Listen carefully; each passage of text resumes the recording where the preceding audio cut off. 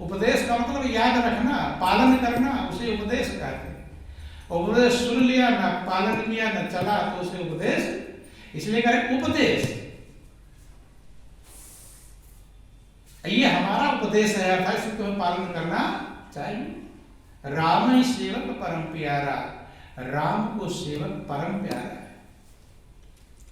सबसे प्यारा भगवान के लिए कौन प्यारा है?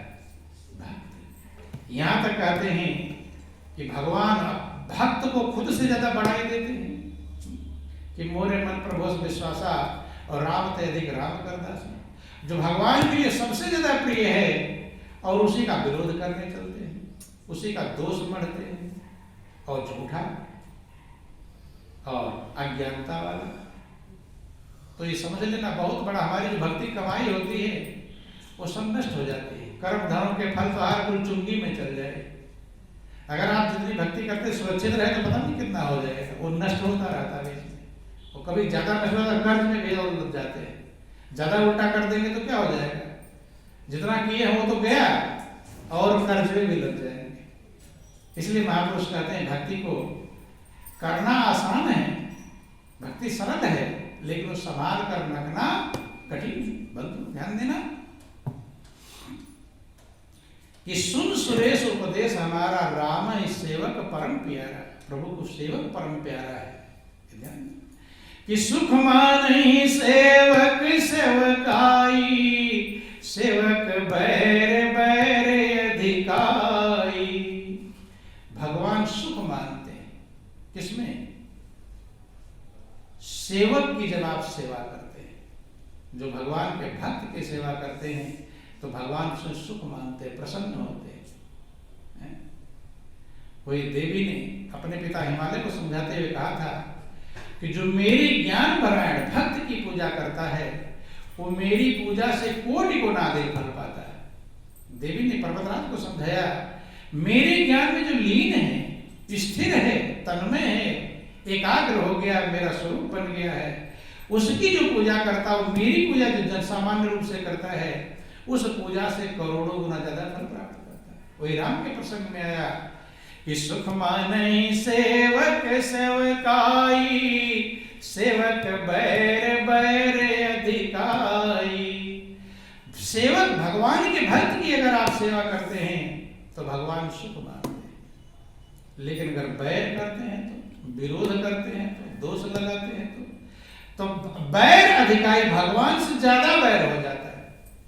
ये ध्यान देना, भगवान के भक्त से अगर आप बैर करेंगे तो ज्यादा बैरी कौन बन जाएंगे? जितना बैर आप कर रहे हैं उससे ज्यादा बैरी भगवान बन जाए। सेवक बैर बैर अधिकारी, भगवान से ज्यादा बैर हो जाएगा आपका। तो अगर भगवान से बैर करना है तब सेवक से बैर करना, और भगवान से अगर प्रेम करना तो सेवक से प्रेम करना। ध्यान देना कि यद्यपि सम नहीं राग न रोषु, गहै न पाप पुण्य गुण दोषु। तो भगवान सम है। क्या है? सम। न उनके अंदर राग है, न रोष है, न किसी से लगाव है और न किसी पर रोष है, क्रोध है। सम है। गहै न पाप पुण्य गुण दोषु, वह न किसी के पाप को देखते हैं, न पुण्य को, न गुण को, न दोष। क्या मतलब है? इसका मतलब है कि जैसे एक टीचर होता ना, टीचर से कुछ नहीं, अच्छा किए हो तो उतना नंबर देगा, गलत किए हो तो उतना नंबर देगा। न्यायकारी इसे कहते हैं, न्याय। जब तक सम नहीं राग न रोषु, परमात्मा को समता वाला का सम, सबके लिए सम है, बराबर है, न किसी के प्रति लगाव है और न किसी से ईर्ष्या है, रोष है। गहै न पाप पुण्य गुण दोषो, न किसी के पापों को देखते हैं, न किसी के पुण्य को देखते हैं, न गुणों का न दोषों को। जैसा करता वो हिसाब, न्याय कर, जज कहते हैं इसे। क्या कहते हैं? जज। मास्टर होता है, नंबर उतना देगा जैसा आपने लिखा है, न किसी से ईर्ष्या करेगा और न किसी को वो देगा। लेकिन कि तदपि करहि सम विषम विहारा, भगत अभगत हृदय अनुसारा। फिर भी क्या करते हैं? सम विषम विहार करते हैं। सम है लेकिन बिहार का मतलब प्रेम देना, बिहार का मतलब प्रेम देना और लेना, उसे बिहार कहते हैं। ध्यान देना, सम विषम बिहार करते हैं कि जैसे मास्टर नंबर तो उतना ही देगा जितना उसने लिखा है, लेकिन किसी पर जब खुश हो जाएगा तो अपनी किताब दे देगा कि लो मेरी किताब ले जाना, कहेगा मेरे पास आ जाना कुछ पूछने के लिए, नंबर फिर भी उतना ही देगा। नहीं, ध्यान देना, तदपि करहि सम विषम बिहारा, सम और विषम बिहार करते हैं भगत अभगत हृदय अनुसारा, भक्त और अभक्त के हृदय के अनुसार विशेष कृपा करते हैं। क्या करते हैं? विशेष कृपा। वही विशेष कृपा समझ लेना कि जैसे अध्यापक ने कहा कि मेरे घर पर आ जाना कुछ पूछना होगा, स्कूल में तो पढ़ाता ही हो, लेकिन देख गया कि लगन वाला बच्चा है, लगनशील है, पढ़ने में योग्य है, या गरीब है, इसके पास व्यवस्था नहीं है, तो मास्टर कहा तेरी फीस में जमा कर दूंगा या तेरी किताब में दे दूंगा या मेरे घर पर आ जाना। ये विशेष है, लेकिन नंबर उसको भी उतना ही देगा। ऐसा नहीं घर पर आ रहा पढ़ने के लिए उसे ज्यादा नंबर दे देगा, जितना लिखा रहेगा सब है, लेकिन विशेष कृपा भक्त और अभक्त के अनुसार सम और विषम बिहार करते हैं। न्यायप्रिय बंधु ध्यान देना, वैसे विशेष कृपा कहते हैं। क्या कहते हैं? यही प्रभु की विशेष कृपा है। तदपि करहि सम विषम बिहारा और भगत अभगत हृदय अनुसार। इसलिए समझाने का प्रयास करते हैं कि प्रभु का जो भक्त होता है वो हमेशा परहित में रहता है। किस में रहता है? परहित। राम भगत परहित निरत, पर दुख दुखी दयाल। ये ध्यान देना, भक्त का लक्षण क्या है? ये भक्त के लक्षण को समझाया कि राम भगत परहित निरत, हमेशा दूसरे के हित में लगा रहता है, वो प्रभु का भक्त कहलाता है। स्वार्थ से ऊपर उठ जाता है, परमार्थ में लग जाता है। वही संत का भी स्वभाव, पर उपकार वचन मन काया, संत सहज स्वभाव घबराया। मन से, वाणी से, कर्म से परोपकार। भक्त का भी वही गुण, क्योंकि जो संत का गुण होता है वही भक्त का गुण होता है कि राम भगत परहित निरत, पर दुख दुखी दयाल। कहते हैं कि जो प्रभु का भक्त है वो हमेशा दूसरे के हित में निरत रहता, लगा रहता, लीन रहता। यही उसका लक्षण है, एक कीमत है। परहित में हम लगे हुए हैं, तब हम कहीं भक्ति के श्रेणी में गिने जाएंगे, भक्त के श्रेणी में गिने जाएंगे। और परहित में नहीं लगे हैं, अपने अपने हित सोच रहे हैं, अपनी भलाई सोच रहे हैं, तो भक्त की श्रेणी में गिना नहीं जाता। ये ध्यान देना, भक्त का श्रेणी वही है, राम भगत परहित निरत और पर दुख दुखी दयाल। प्रभु का भक्त दूसरे के हित में लीन रहता है, हरदम दूसरे की भलाई सोचता है, कैसे भलाई, और दूसरे को दुख को देखकर दयालु बन जाता है। क्या बन जाता है? दया। क्योंकि दया जो होती है, बोलो वृंदावन बिहारी लाल की। महापुरुषों ने दया को सबसे बड़ा रत्न बतलाया, गुण बतलाया। क्या बतलाया? क्यों? क्योंकि जब हम दूसरे पर दया करेंगे तभी तो प्रभु हमारे पर दया करेगा। हर व्यक्ति सोचता है भगवान मेरे पर दया करें, लेकिन दूसरे के लिए आप कठोर रहते हैं। क्या रहते हैं? कठोर। खुद तो दया चाहते हैं कि भगवान मेरे ऊपर दया करे, लेकिन तुम्हें जब दया नंबर दूसरे पर दया नंबर करने का आता तो कठोर बन जाते हैं। तो ध्यान देना, वही आएगा। राम भगत परहित निरत। जो प्रभु का भक्त होता है, भक्त का लक्षण है, परहित में लगा रहता है और पर दुख दुखी दयाल। दूसरे के दुख को देखकर दुखी बन जाता है। क्या बन जाता है? कितने लोग ऐसे देखते हैं कठोर, दूसरे का दुख देख देंगे कोई फर्क नहीं पड़ेगा, हैं? अब देखो शिमला माता जी थी, ध्यान देना, उल्टा मत मानना। वहाँ राजेश भी गई थी और शर्मा बहन भी गई थी, और शिमला माता जी ने कहा था गुरु जी को भेज देना मेरे पास माता जी को। आप दोनों ने खबर दिया किसी ने? देखो, एक और करना, कितना दया आपके अंदर है, ये गौर करना, विचार करना। दो लोग हैं और दो लोग गए, वो बेचारी 80 साल की हैं, मृत्यु को कगार पर पहुंचने वाले हैं, शरीर छोड़ने का जिसका नंबर ना है, लेकिन आपके अंदर ये दया नहीं आई कि अगली प्रार्थना कर रही, मैं खबर तो कर दूं। देखो गौर करना, जब आप दूसरों पर क्यों भूल गया, अपना जरा झंझट कभी बोलता है, नहीं बोलता, वो अपना है, वो दूसरे का है, ध्यान देना। तो ये हमारा हृदय कैसा है ये बतलाता है। छोटी छोटी बातें बहुत बड़ा कीमत अदा करती है, नहीं करती, वो हिलडुल नहीं पाते, किसी प्रकार से अपना कार्य चला रही। वो उनके अंदर ये भाव था कि गुरु जी को भेज देना, में दर्शन प्रसन्न हो जाएगा, लेकिन आप दो के दोनों गायब हो गए, दोनों भूल गए, ना राजेश को याद रहा ना आपको याद रहा। अब सोचो कितनी बड़ी कीमत। बोलो ये गौर करना, ये इसलिए छोटी छोटी बातें हैं, ये बहुत बड़ी कीमत अदा करते हैं। आपका हृदय कहाँ है? हृदय द्रवित नहीं होता, जो दूसरे के दुख को देखकर द्रवित नहीं होता, परमात्मा उसके दुख पर कैसे द्रवित होगा? हृदय महापुरुष का शीलवंत सबसे बड़ा, सब रत्नन की खान, और 3 लोक की संपदा रही शील में। शीलवंत को सबसे बड़ा गुण कहा जाता है दया। बंधु, दया जिसके अंदर नहीं है वो मंजिल को कैसे प्राप्त करेगा? शीलवंत किसी के दुख को देखकर आपका हृदय द्रवित ना हो जाए, बेचैन ना हो जाए, व्याकुल ना हो जाए, परेशान ना हो जाए। बंधु, दया सबसे बड़ा गुण है और हमारे अंदर दया आनी चाहिए। किसी जीव को देख करके, किसी जीव के दुखों को देख करके आपका हृदय दुखी हो जाना चाहिए, प्रभावित हो जाना चाहिए।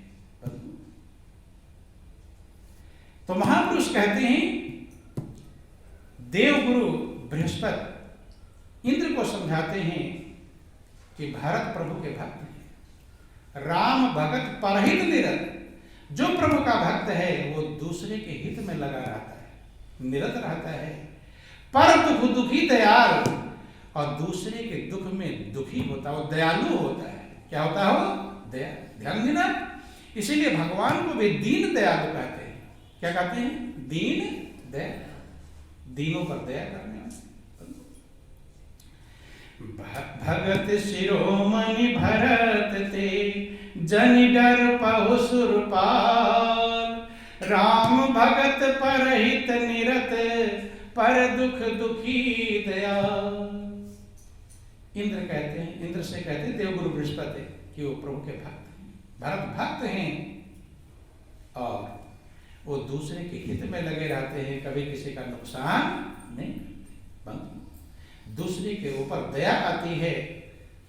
जो भक्त की शिरोमणि है, देखो भरत को भक्त शिरोमणि कहकर पुकारा देवगुरु बृहस्पति ने।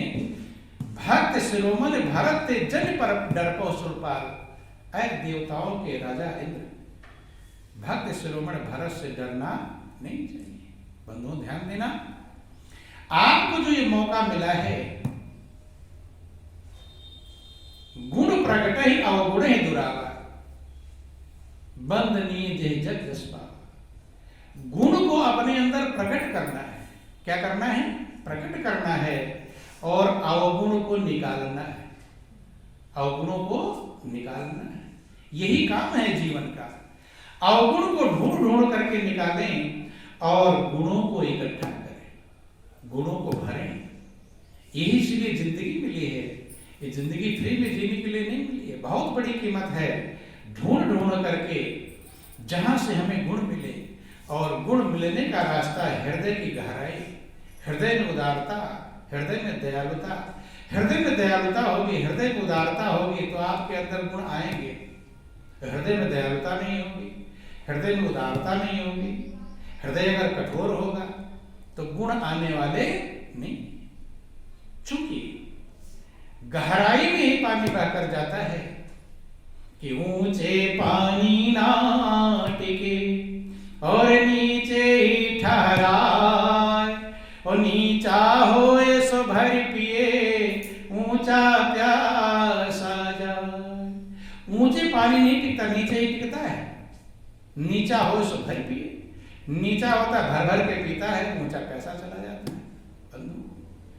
सिमटी सिमटी जल भरही तलावा, और जिम सदगुण सज्जन पहिया। जैसे तालाब आसपास के सब क्षेत्रों का पानी बह बह करके तालाब में आ जाता है, ऐसे सद्गुण अच्छे गुण सज्जन के पास अपने आप आ जाता है। गुण ढूंढने के लिए कहीं नहीं जाना पड़ता। ध्यान दें, आपको सज्जन बन जाना है। क्या बन जाना है? सज्जन। सज्जन बन जाओगे, हृदय गहरा हो जाएगा। तो जैसे गहराई में पानी अपने आप बह के आ जाता है, तालाब मांगने थोड़ा जाता है पास वाले खेत से कि भाई तुम भी पानी देना, तुम भी, तुम्हारे जो बरसे मेरे पास भेजना, ऐसा कहता कैसे? कुछ नहीं कहने की जरूरत है, उसे सिर्फ अपने गहरा कर देने की जरूरत है। क्या कर देने की? गहरा। वही कहा, किसी ने कहा पर्वत कहता शीश उठाकर और तुम भी ऊंचे बन जाओ, और सागर कहता है लहरा कर दिल में गहराई लाओ। क्या लाओ? गहराई। हृदय गहरा बनाओ। जो हृदय गहरा बनेगा तभी तो उसमें प्रभु का प्रेम भरेगा। वही हृदय उथला है तो पहाड़ पर पानी बरसता, पहाड़ पे रुकता है, बह जाता है। इसलिए हृदय को सज्जन बनाना चाहिए। और सज्जन का लक्षण क्या है? कि सज्जन ऐसा चाहिए जैसा सूप स्वभाव और सार सार को गहिर है और थोथा दे उड़ाए। ये सज्जन का लक्षण है। सज्जन किसे कहते हैं? सार सार गुण गुण को ग्रहण कर ले। सूप क्या करता है? भूसी भूसी उड़ा देता है और चावल को, अच्छे दाने को अपने अंदर रख लेता है। सूप का स्वभाव होना चाहिए। कैसा स्वभाव होना चाहिए? सूप। सूप का स्वभाव जैसे बनेगा तो आपके अंदर गुण अपने आप आ जाएंगे, भूसी अपने आप उड़ने लगेगी, अवगुण आपके निकलने लगेंगे और गुण आने लगेंगे। लेकिन स्वभाव कैसा होता है? चलने वाला स्वभाव। चलनी क्या करती है? आटे आटे को गिरा देती है नीचे और कूड़ा करकट अपने अंदर रख लेती है। इसे चलनी वाला स्वभाव कहते हैं, निम्न स्वभाव जिसका। कुछ लोगों को देखना, ध्यान देना, उनके अंदर सबका अवगुण भरा रहेगा। वो ऐसा है तो वो ऐसा है, वो ऐसा है तो वो ऐसा है। इसमें वो क्या है? वो चलनी है, सबके अवगुण बटोर कर, अवगुणों की पोट बांध कर राखे हृदय में, जहाँ अपने हृदय में रखे रहते हैं। नहीं समझ में? सबका कूड़ा कहाँ पर जमा है? अपने हृदय में। तो कूड़ा घर बना लेते हैं। क्या बना लेते हैं? कूड़ा घर। ध्यान में अच्छा अच्छा छोड़ देते हैं। चलनी का स्वभाव नहीं होना चाहिए। कैसा होना चाहिए? सूप का। कि सज्जन ऐसा चाहिए जैसा सूप स्वभाव और सार सार को गहे रहे थोथा दे उड़ाए। रद्दी रद्दी को उड़ाओ और सार सार को रखो। बंधु, ये गुण होना चाहिए। और ये तब होगा जब आपका हृदय गहरा होगा, हृदय में निर्मलता होगी, हृदय में दया होगी, हृदय में करुणा, हृदय का जो भाव है करुणा भाव होगा।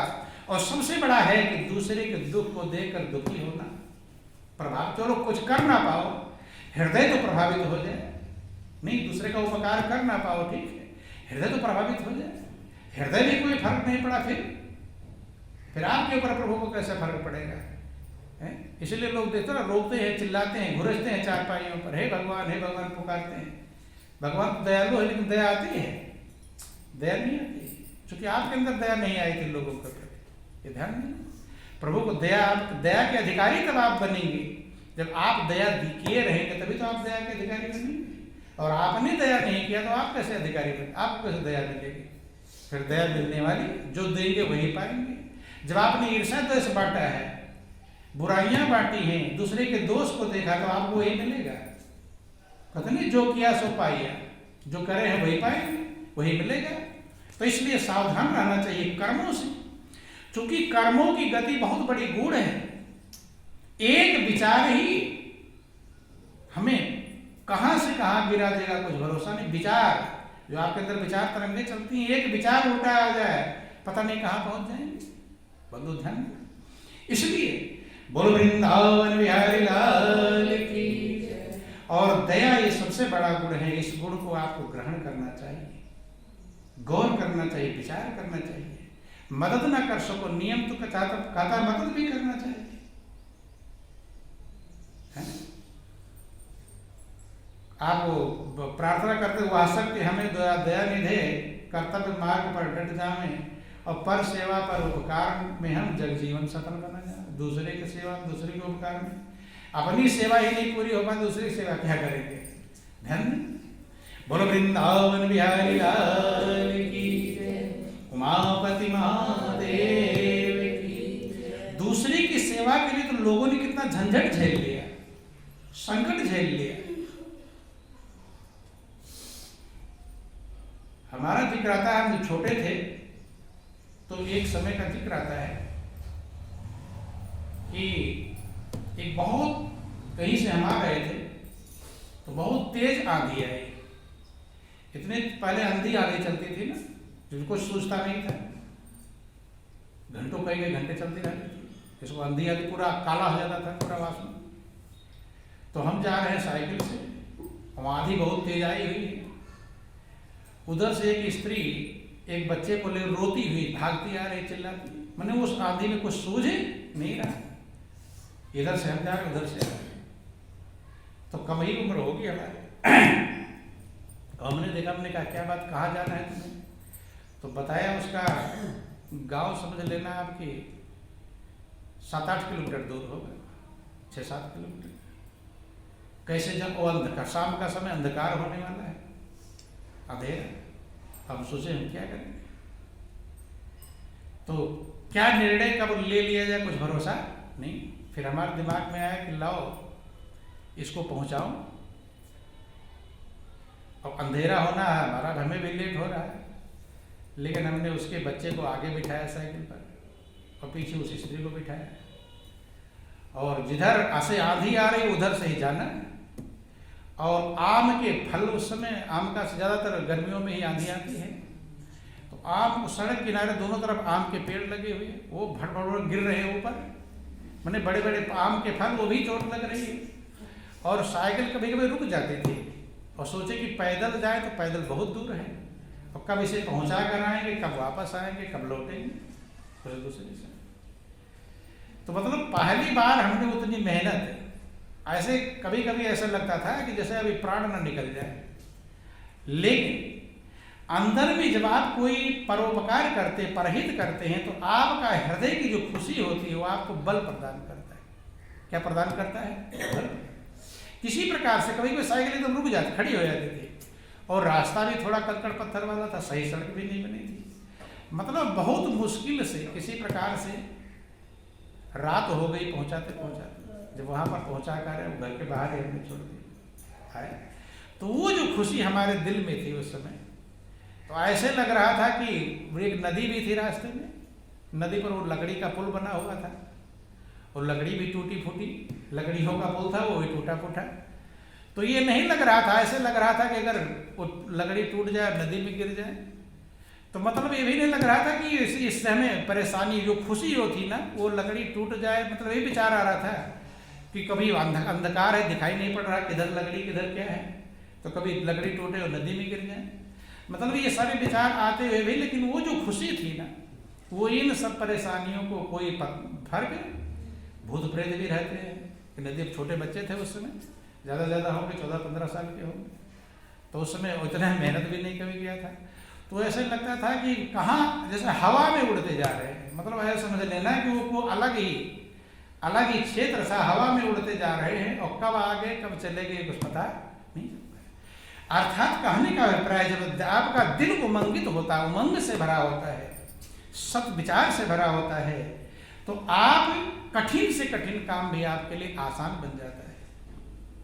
और आपका हृदय अगर उल्टे विचारों से भरा हुआ है, तो आसान से आसान काम भी कठिन हो जाता है। इसलिए आप लोग जो भक्ति करते हैं, भक्ति का मतलब यही है कि आपके अंदर में सद्विचार आए, सही विचार आए, तभी तो हम प्रभु की कृपा को प्राप्त कर पाएंगे, मालिक की दया को प्राप्त कर पाएंगे, प्रभु की कृपा को प्राप्त कर पाएंगे, तभी आपका जीवन है। बोलो वृंदावन बिहारी लाल।